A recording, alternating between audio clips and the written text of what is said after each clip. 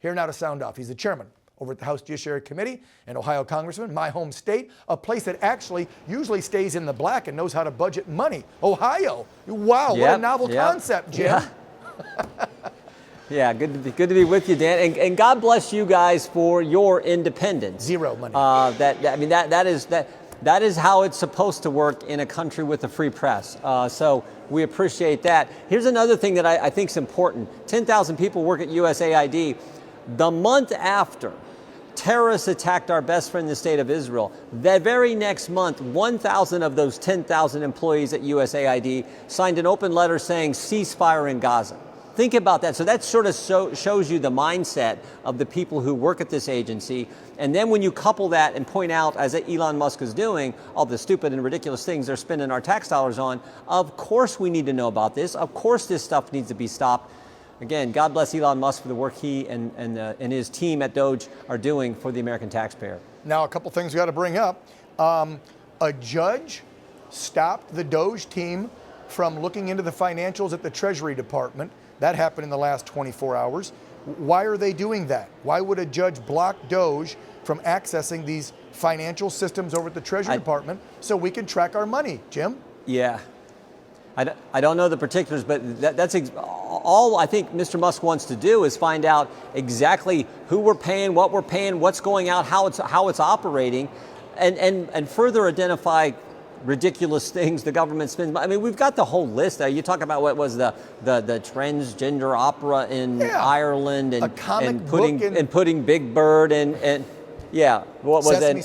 Big Bird and Bert and Ernie in Iraq. I mean, like, I think we could probably spend taxpayer money in a better way than that, particularly if you're trying to develop and develop friendships and allies and folks around the world. I don't know, China's building, roads and bridges in some of these countries, and we're putting on Bert and Ernie.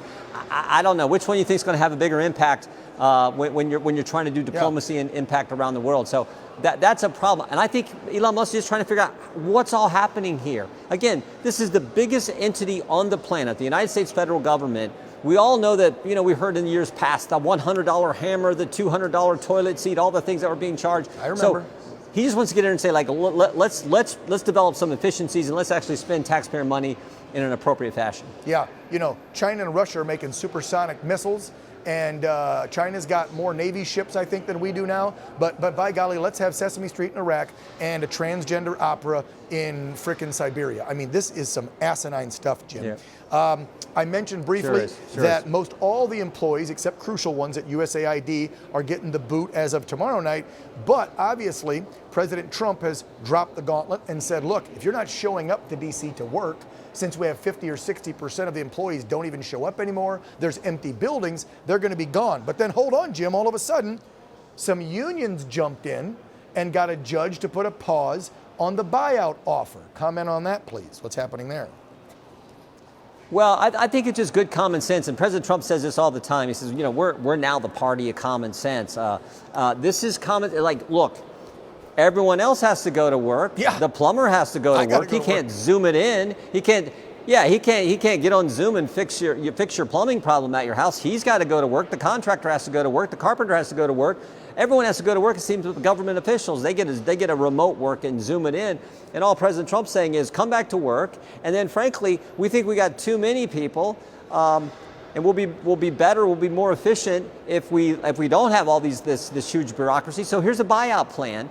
And that makes total sense to, I think, most Americans as well. And it's not like President Trump didn't say he was going to have Elon Musk run this operation, streamline government, and try to make it more efficient. He campaigned on it. It was front and center, just like securing the border, just like the strong leadership from the Oval Office, just like we're going to renew the tax cuts. All the things he campaigned on, front and center, so everyone knew. And now when he's executing, the left is like, oh my goodness. Well, again, I think that people appreciate it. And I think they also appreciate the intense focus and the speed and how quickly they're implementing these things that they told the American people they were going to do. Yeah, we're just barely over 2 weeks of him in office. It's like 2 weeks and 3 days, and look how much he's done. You put up an interesting tweet on X the other day that bears repeating. because for the mainstream media that's losing their ever-loving mind that Elon Musk is making these cuts, because their whole portrayal, which I'm sure the Democrats told them exactly what to say in their scripts and teleprompter, is that how could an unelected official like Elon Musk have access and do all this and all these cuts? This makes a lot of sense, folks. If you're worried about what Elon's cutting, think about what Jim put. Democrats had no problem hiring 80,000 IRS agents to target you so you'd pay more, but now the Democrats, the media, are terrified that DOGE wants to look into government corruption. Jim, exactly. I'll give you the final word on this whole ridiculousness that Elon's now like the president, he's making all the calls, and this is horrible for America. Yeah. I mean, this whole idea of the unelected, President Trump is the head of the executive branch. 77 million Americans put him in that position on November 5th. Overwhelming win he had on election day. He, as the commander-in-chief, he, as the leader of the executive branch, as president of the United States, has designated Mr. Musk to help him streamline government and get rid of the waste and inefficiencies. That's a good thing. And now when they're pointing out, I said this in the hearing yesterday, of course the people who live off your tax money don't want it brought to anyone's attention that they were spending your tax money on stupid things. They just as soon keep that secret. Elon Musk is making sure we see it. That's a good thing. And he's doing it at the direction of the guy who was elected by the American people, who happens to be the head of the executive branch, President Trump. Amen. And my producer reminded me one more question. I promised it was the last one because I know you got to get back to work, but I got to go back on the whole media thing because I've dedicated 30 plus years of my life to journalism, and you're always doing any media outlet, Jim. You don't care if it's CNN, MSN, Lion, DC, whoever, you do them all. And here's my thing, and here's a headline from our good friend MTG, who is the DOGE subcommittee chairwoman. She's now summoning NPR and PBS chiefs to testify because this goes to the whole Politico scandal and the $8.2 million that USAID, someone that's supposed to be developing foreign nations, gave to an American company, which I don't understand. Jim, this isn't China. This isn't Russia. We are independent, private media. Why should the government be supplementing and paying for anything except public access, which I got an issue with public access, NPR and PBS, because all they do is push a radical left-wing agenda. No, and I just talked to Marjorie earlier today that that hearing where she's going to bring him in, I think is a great idea. Good. But now that what Politico will tell you is, this is for subscriptions. It seems like pretty expensive for subscriptions, but that's what they'll tell you. But I do think it's interesting, and we can get to the bottom of all that. But I do think it's interesting. Politico, you think about it. Politico was the publication that first printed the story back in October of 2020 about the Hunter Biden laptop being a Russian information operation, the 51 former Intel officials, that story. And of course, we know that was garbage. And frankly, the good news is today, those 51 have lost their security clearance thanks to President Trump. But it was interesting, it was Politico who did that. So again, we'll get to the bottom of what paying for subscriptions to this publication or what have you.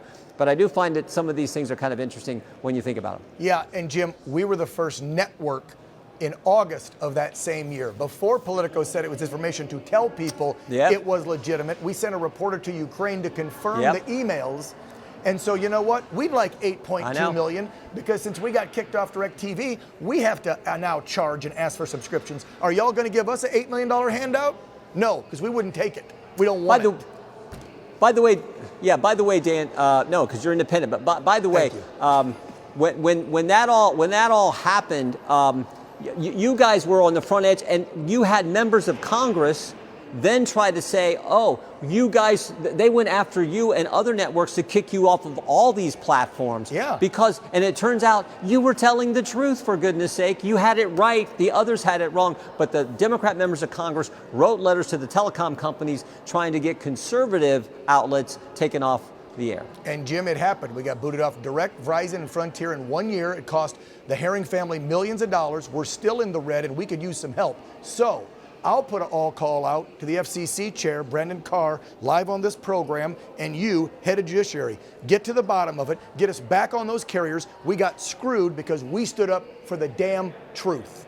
Jim, as always, we appreciate you, sir. Yeah, Brendan Carr is a good man. Thank you, Dan. Take care. I hope he'll do it. Thank you, Jim.